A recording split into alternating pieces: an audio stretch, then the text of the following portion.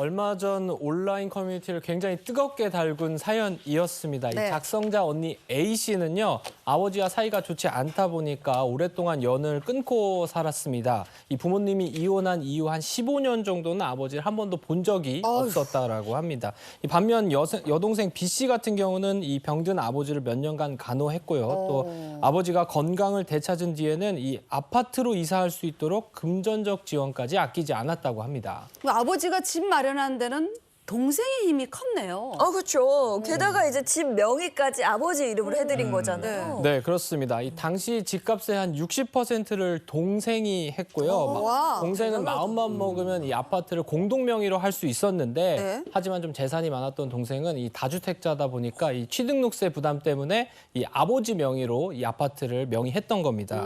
아버지의 거처를 이 반지하 단칸방에서 아파트로 옮긴 뒤에 뭐 각종 인테리어나 가구 이런 것들을 다 동생 돈으로 채워 넣었다고 하는데요. 그런데 얼마 지나지 않아서 이 병을 회복했던 아버지가 갑작스럽게 돌아가시게 된 겁니다. 어쨌든 그게 이제 아버지의 재산이 됐으니까, 네. 그게 나누자 이렇게 그렇지, 된 건데, 맞아. 야, 이 아파트를 어떻게 해야 될지 이것도 참, 어떻게 되는 거예요?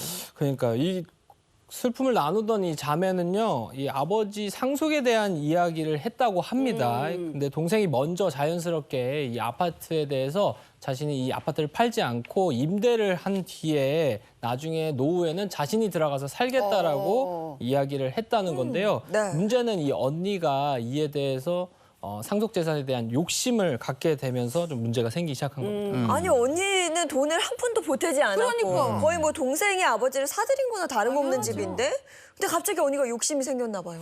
그렇습니다. 이 언니 A씨는요, 이 자신의 사연을 온라인에 올리면서 동생은 사실 그 아파트가 없어도 살 정도로 부자인데 굳이 노후에 거길 들어가겠다고 하는 게 좀 납득이 안 됐다. 이렇게 얘기를 했고요. 또 자신이 아버지를 이렇게 케어하지 않고 등지고 살았기 때문에 좀 면목이 없지만 그래도 유산 배분이 어떻게 되냐. 야. 너 또 유산은 유산인데 내가 상속받을 수 있지 않냐 이러면서 누리꾼들에게 조언을 구했다고 합니다. 친아버지인데 15년간 얼굴 코빼기도 안 보이고 그러니까. 건간호도 안 하는데 유산만큼은 받겠다. 이건 이거잖아요. 아니죠. 이건 아니다. 동생 입장에서는 언니가 이렇게 나왔을 때 정말 황당했을 것 같아요. 그럼요. 저희도 이렇게 황당한데 누리꾼들의 반응도 비슷했을 것 같은데요. 네, 누리꾼들의 반응은 좀 들끓었습니다. 네. 이 아파트를 탐내다니 염치가 없다는 얘기도 있었고요. 그렇죠. 또 재산에 관심을 갖지 말라면서 약간 비판하는 반응도 다수였습니다.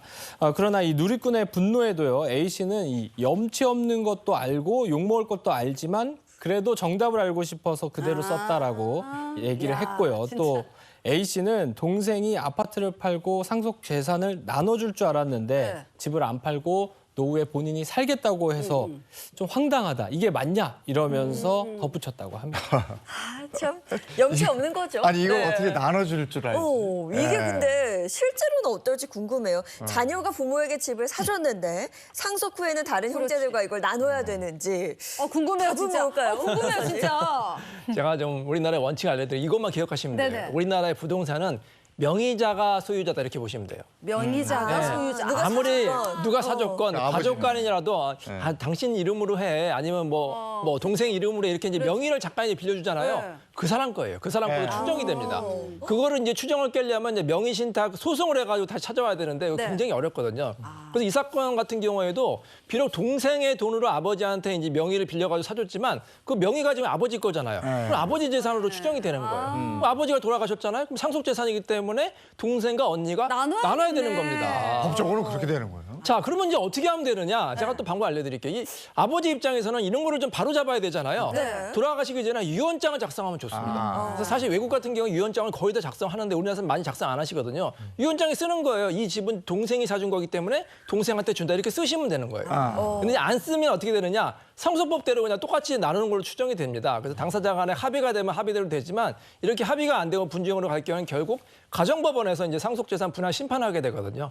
그래서 이제 여러 가지를 주장하게 되는데 하여튼 원칙은 소유자가 주인이고 그다음에 유언장을 꼭 작성하는 게 좋다 이렇게 말씀드리고 싶습니다. 아니 지금 유언장 안 쓰신 것 같던데. 안 썼죠. 그러니까 안 썼죠. 그럼 이 언니가 마음 먹고 소송 걸면 아버지 유산을 나눠 가질 수도 있겠네요. 그럼 동생이 너무 억울하지. 우리도 다 억울할 것 같은데. 이거? 맞아요. 그렇죠. 너무 억울할 것 같지만 방법이 하나 또 떠오르는 게 있습니다.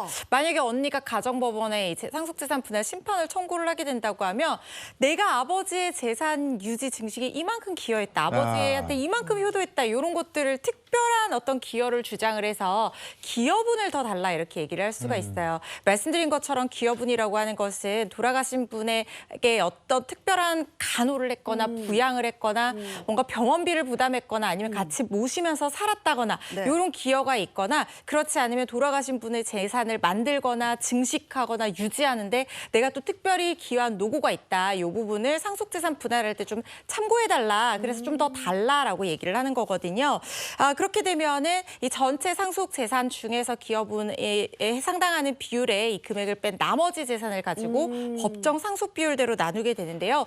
동생처럼 실제로 이 자녀가 부모님 집으로 된 명의로 된 이 집의 구매 비용이라든가 전세금 같은 걸 부담한 사례에서 이 기여분을 인정했던 그런 사례가 있었습니다.